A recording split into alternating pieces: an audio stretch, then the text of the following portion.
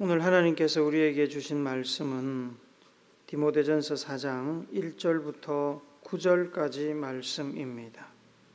교독하고 마지막 절 같이 읽도록 하겠습니다. 그러나 성령이 밝히 말씀하시기를 후일에 어떤 사람들이 믿음에서 떠나 미혹하는 영과 귀신의 가르침을 따르리라 하셨으니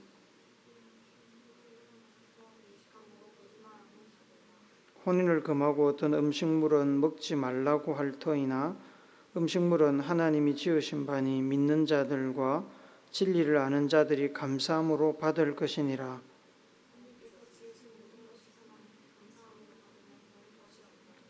하나님의 말씀과 기도로 거룩하여 짐이라.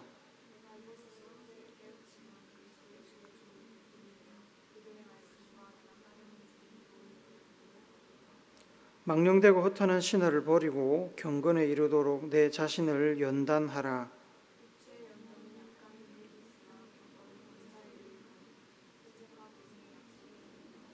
같이 읽습니다. 미쁘다 이 말이요 모든 사람들이 받을 만하도다. 아멘. 신학대학원을 다니던 동안에 부산에 있는 모교회에서 중고등부를 섬겼습니다. 중고등부 교사 중에 늦게 예수를 만나서 열정이 많은 집사님이 있었습니다. 남편과 아이들, 친정 부모님들까지 모두 전도를 했고 성실히 교사로 봉사했습니다. 그분이 어느 해 갑자기 교회를 떠났습니다. 떠나기 전에 직접 저에게 들려준 자초지정은 이렇습니다. 그해 전년도 연말에 하나님께서 다음 해에는 말씀을 좀 열심히 배우게 될 것이라는 마음의 감동을 주셨다고 합니다. 그래서 집사님은 말씀을 깊이 배울 특별한 기회를 기다리며 기도하고 있었습니다. 그러던 중에 해가 바뀌고 주변에 어떤 타교의 성도가 무료로 성경을 잘 가르쳐주는 곳이 있다고 함께 가자고 제안을 해왔습니다. 그 집사님은 하나님의 뜻이 이루어지는 것으로 생각하고 그 성경 공부 모임에 참석했습니다. 몇 달이 지나고 조금 이상하다는 생각이 들었지만 하나님의 뜻이려니 생각하고 계속 열심히 공부를 했습니다. 그리고 그 성경 공부 모임에서 가르치는 내용에 깊이 빠져들었습니다. 신천지에서 운영하던 무료 성경 공부방이었습니다.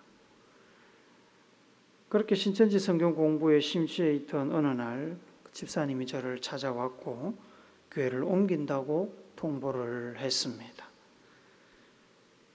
그리고 직접 앞서 말씀드린 자초지정을 저에게 설명을 해 주었습니다.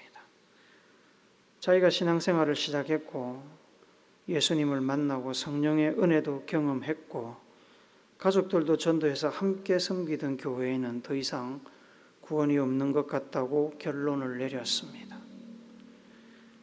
사람 점잖고 좋은 분이라서 그랬는지 교회에 남아서 저나 담임 목사님과 교회를 속이려고 하지는 않았습니다. 함께 할 수 없어서 교회를 떠난다고 했습니다. 가족들을 모두 데리고 신천지 교회로 갔을 것입니다. 참 안타까운 일이었습니다. 한참 신천지로 인해서 한국 교회 전체가 신음을 앓고 있을 때 여러 성도들이 신천지를 선택하고 기성교회를 떠났습니다. 그렇게 교회를 떠난 사람들의 상당수는 주일 예배만 겨우 드리던 열정이 식었거나 신앙이 없는 이런 뿐인 교인들이 아니었습니다. 열정도 있고 봉사도 열심히 하면서 하나님을 아는 일에 관심도 있고 하나님께서 주시는 신령한 은사와 능력을 사모하던 이들이었습니다. 관심을 가지고 갈급하다 보니 말씀을 가르쳐 준다는 말에 그리고 사실은 사기였지만 신비롭게 느껴지는 가르침에 넘어간 것입니다. 디모데전서는 디모데후서, 디도서와 함께 목회서신으로 불리는 바울의 글입니다. 목회서신은 애초 목적이 일반 성도들 보라고 보낸 글은 아닙니다. 그렇다고 이상한 게 있어서 읽으면 안 된다는 이야기가 아닙니다. 누구나 읽어도 되지만 목회자에게 보낸 그림을 감안하고 읽어야 된다는 말씀입니다. 바울은 영적인 아들이자 후배 목회자인 디모데에게 목회적 조언을 해주려고 이 서신을 기록했습니다. 이 지도는 바울의 1차, 2차, 3차 선교 여행의 경로와 최종적으로 로마로 포로가 돼서 끌려간 그 과정을 기록한 지도입니다. 바울은 소아시아 지역에서 복음을 전하다가 마게도냐 지역으로 넘어가면서 함께 선교 여행 중이던 디모데를 에베소 교회에 남겨두었습니다. 에베소 교회에 들어온 사람 중 몇몇이 바울이 전한 복음과 다른 내용을 성도들에게 가르치려고 했고, 또 어떤 사람들은 신화와 여러 가지 족보에 집착해서 정작 배워야 할 복음, 묵상하고 순종해야 할 예수님의 가르침을 경시하고 있었습니다. 그래서 바울은 에베소에 좀 더 오래 남아서 교회를 진리의 기둥 위에 더 튼튼하게 세우기를 원했습니다. 하지만 성령께서 마게도냐 지역으로 건너오라고 재촉하셨습니다. 할 수 없이 바울은 자기 대신에 디모데를 에베소 교회에 남겨두고 교회를 돌보게 하고서 마게도냐로 건너갔습니다. 그렇게 에베소를 떠난 바울은 마게도냐 지역에서 사역을 하는 중에도 에베소 교회에서 사역 중인 디모데의 목회를 돕기 위해서 편지를 쓴 것입니다.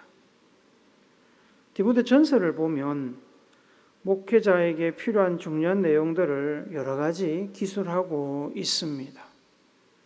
이단적 가르침을 대하는 태도, 기도에 관해서, 또 직분자를 임명하는 것에 관해서, 경건한 삶에 관해서, 성도들을 대하는 태도, 말씀에 관한 교훈 등 목회자인 디모데가 다루어야 될 많은 것들을 조언했습니다.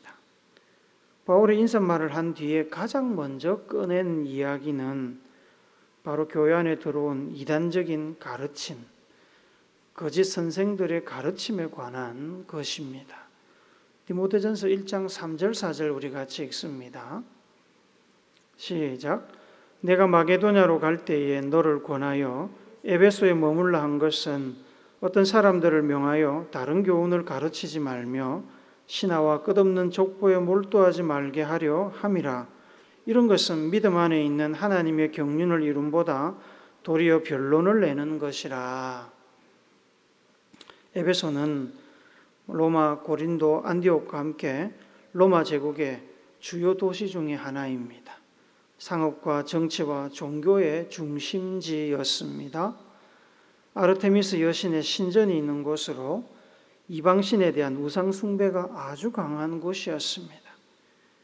에베소 교회는 골로새 교회와 마찬가지로 이단들의 영향을 많이 받고 있었습니다. 그들은 하나님께 잘 보이기 위해서는 아주 비밀스러운 지식을 찾아야 하고 천사들을 숭배해야 한다고 주장했습니다. 그들은 그리스나 로마 지역에서 유래된 복잡한 신화와 신들의 족보를 아주 세밀하게 연구하고 분석하고 해석하는 일에 집착했습니다. 어떤 이들은 구약 성경에 등장하는 인물들에 관해서도 아무 근거도 없는 이론으로 부풀리고 의미 없는 변론과 논쟁에 성도들을 끌어들였습니다. 똑같지는 않겠지만 예를 들면 이런 겁니다. 중세시대에 신학자들 중에 일부는 이런 고민을 했습니다. 성찬 포도주에 파리가 빠지면 파리가 거룩해질까요? 포도주가 더럽혀질까요? 이런 거 가지고 치열하게 토론을 했습니다. 이런 의미 없는 일에 많은 시간과 노력과 사람들의 관심을 끌어모아서 세월을 낭비하며 성도들을 혼란스럽게 만들고 예수님의 복음의 핵심에서 멀어지게 만들었습니다. 바울은 그들을 향해서 이렇게 평가합니다. 디모데전서 1장 6절 7절을 읽읍시다. 시작. 사람들이 이에서 벗어나 헛된 말에 빠져 율법의 선생이 되려 하나 자기가 말하는 것이나 자기가 확증하는 것도 깨닫지 못하는도다. 마치 대단한 권위를 가진 사람처럼 구약의 말씀까지 논리적으로 풀어서 많은 이야기를 하는데 그들의 말은 사상 누각이었습니다. 화려하고 논리정연했지만 실체가 없는 말장난이었습니다. 미국 영화 어벤져스나 저스티스 리그와 같은 영화들이 만들어가고 있는 그 MC 유니버스, DC 유니버스 이야기와 같습니다. 아주 섬세하게 많은 이야기를 풀어내고 현실적인 문제도 다루면서 사람들에게 감동을 주지만 그들의 이야기는 전부 픽션입니다. 픽션, 허구입니다. 백설공주, 신데렐라와 다를 바가 없습니다. 바울은 이단적인 가르침, 거짓 선생들이 교회에 침투하여 성도들을 혼란스럽게 하고 넘어지게 할 것을 알고 있었습니다.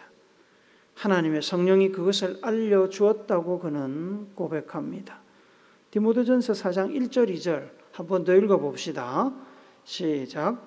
그러나 성령이 밝히 말씀하시기를 후일에 어떤 사람들이 믿음에서 떠나 미혹하는 영과 귀신의 가르침을 따르리라 하셨으니 자기 양심이 화인 맞아서 외식함으로 거짓말하는 자들이라. 미혹하는 영과 귀신이라는 표현은 교회 안에 침투한 거짓 선생들, 이단들이 하나님을 대적하는 사탄의 영향력 아래 있다는 말입니다. 사탄의 영향력 아래 있는 사람들이 거짓 가르침으로 성도들을 혼란케 만들었습니다. 거짓을 진리인 것처럼 스스로 믿고 진리라고 주장했습니다. 화인은 불도장을 이야기합니다. 이 화인은 신분이나 소유를 드러내기 위해서 쇠로 만든 도장을 불에 달구어서 동물이나 사람의 피부에 눌러서 찍은 표식입니다. 사탄의 화인을 맞은 이단주의자들이나 거짓 선생들은 사탄의 소유, 사탄의 일꾼들이죠. 피부가 불에 대면 처음에는 아프지만 나중에는 피부가 딱딱해지고 감각이 없습니다. 그래서 이들은 자신들이 거짓말을 하면서도 거짓말인 줄도 몰랐고 양심의 가책도 느끼지 않았습니다. 예수님의 복음을 따르지 않고 이단들이나 거짓 선생들의 가르침을 따르는 사람들이 어떤 결과를 내는지 디모데전서 6장 3절 5절은 우리에게 말씀하고 있습니다. 세 번역으로 우리 같이 한번 읽습니다. 누구든지 다른 교리를 가르치며 우리 주 예수 그리스도의 건전한 말씀과 경건에 부합되는 교훈을 따르지 않으면 그는 이미 교만해져서 아무것도 알지 못하면서 논쟁과 말다툼을 일삼는 병이 든 사람입니다. 그런 데서 시기와 분쟁과 비방과 악한 의심이 생깁니다. 그리고 마음이 썩고 진리를 잃어서 경건을 이득의 수단으로 생각하는 사람 사이에 끊임없는 알력이 생깁니다. 바울이 전한 예수님의 복음과 진리의 말씀을 따르지 않고 이단적인 가르침을 전하는 거짓 선생들과 그들을 따르는 사람들은 진리를 거부하면서 자기들이 예수님보다 더 낫다고 주장하는 교만에 빠지게 됩니다.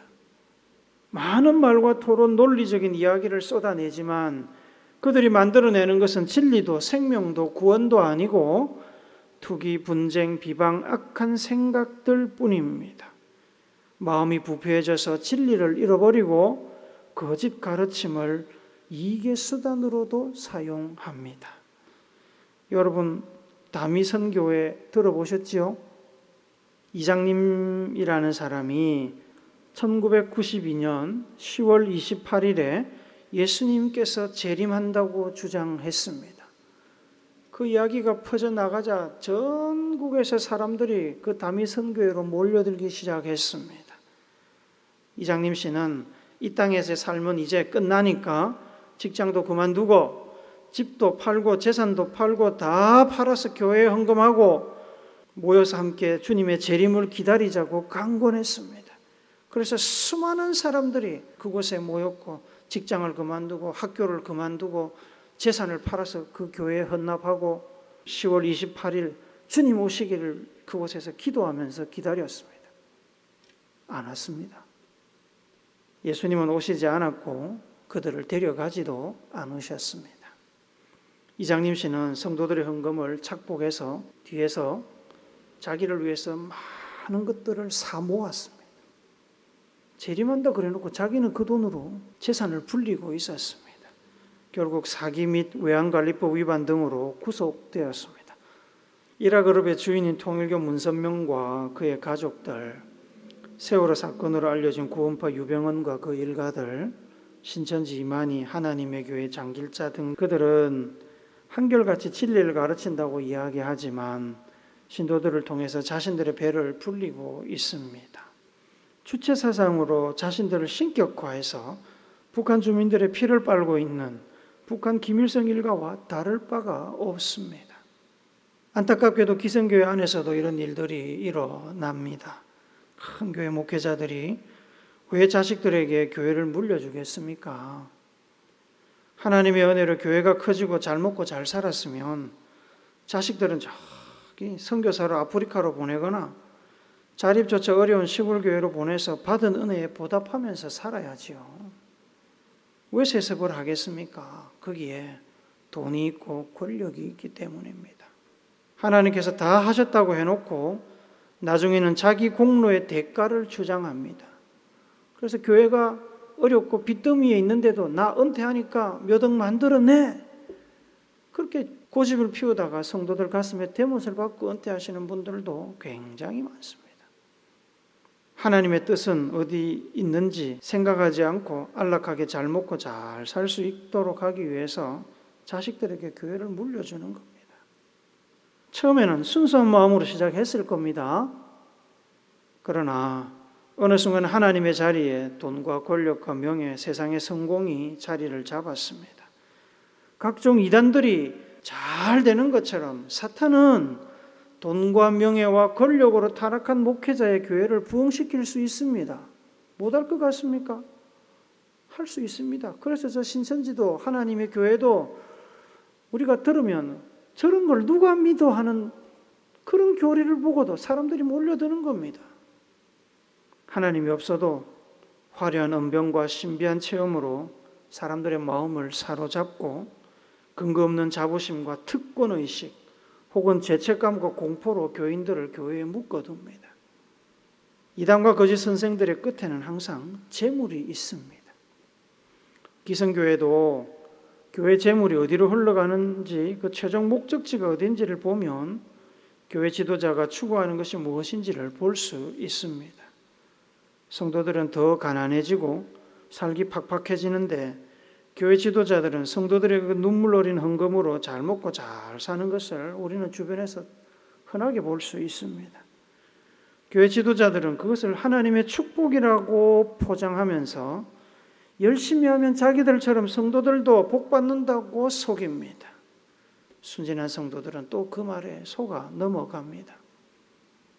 에베소교회 교인들이 이단주의자들이나 거짓 선생들의 가르침과 주장에 마음이 흔들리고 그러다가 그들의 주장을 따라가게 된 것은 단지 그 이단주의자들이나 거짓 선생들의 주장이 강력해서만 그런 것은 아닙니다. 그들에겐 하나님을 더 잘 알고 싶은 마음, 하나님이 더 기뻐하시는 사람이 되고 싶은 열정들이 있었습니다. 서두에서 말씀드린 대로 이단에 넘어가는 사람 중에 상당수는 신앙생활에 별로 관심이 없거나 교회 문턱만 밟는 사람이 아니었습니다. 말씀에 대한 열정, 하나님에 대한 사랑이 있는 사람들이었습니다. 그들은 교회가 제대로 수용하고 가르치고 은사를 사용할 기회를 제공해 주지 못해서 갈급한 마음을 가지고 있다가 누군가 옆에서 그럴싸한 거짓말로 그들의 욕구를 해소해주면 얼씨구나하고 따라가는 겁니다. 바울은 디모데전서 1장 5절에서 우리에게 주어진 예수님의 복음, 하나님의 말씀의 목적을 설명합니다. 같이 읽겠습니다. 시작. 이 교훈의 목적은 청결한 마음과 선한 양심과 거짓이 없는 믿음에서 나오는 사랑이거늘. 예수님의 복음의 결론은 사랑입니다. 우리 다 알고 있는 이야기입니다. 사랑만을 우리에게 새 계명으로 주셨습니다. 이 사랑은 로마의 신화나 이 세속의 이기심에 익숙한 사람들이 알고 있던 그 에로스적인 물질적인 사랑을 이야기하는 것이 아닙니다. 에로스가 나쁘다는 얘기 아닙니다. 오해하시면 안 됩니다.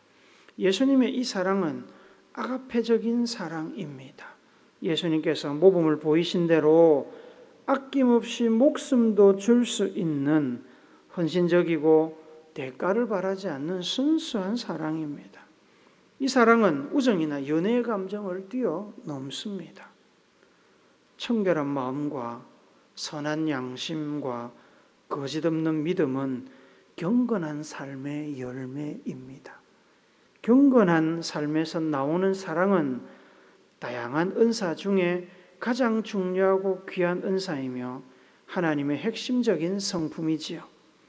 예수님의 복음, 하나님의 말씀은 우리가 마음을 열어 받아들일 때 우리 안에서 우리의 세속적이고 이기적인 성품을 변화시키고 우리를 경건에 이르도록 인도합니다.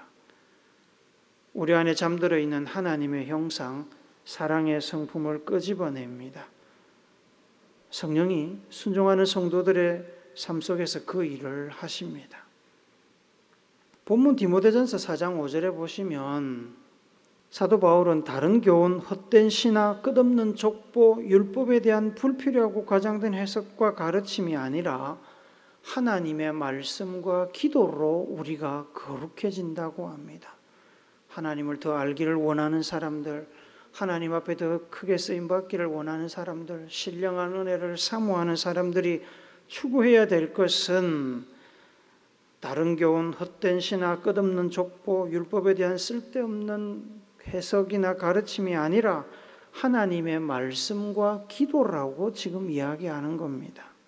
거룩해진다는 것은 세상의 죄와 허물, 잘못된 가르침, 세속의 욕구와 이기적인 탐욕 등을 멀리하고 하나님께 가까이 나갈 수 있을 만큼 전인격적으로 깨끗해진 상태를 이야기합니다.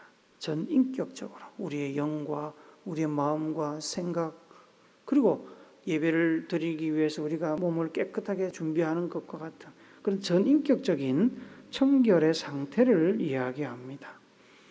하나님의 말씀을 듣고 순종하며 기도 가운데 하나님과 친밀한 관계를 이어가다 보면 우리는 어느새 세속의 것에서 멀어지고 하나님의 임재 안에서 거룩해집니다.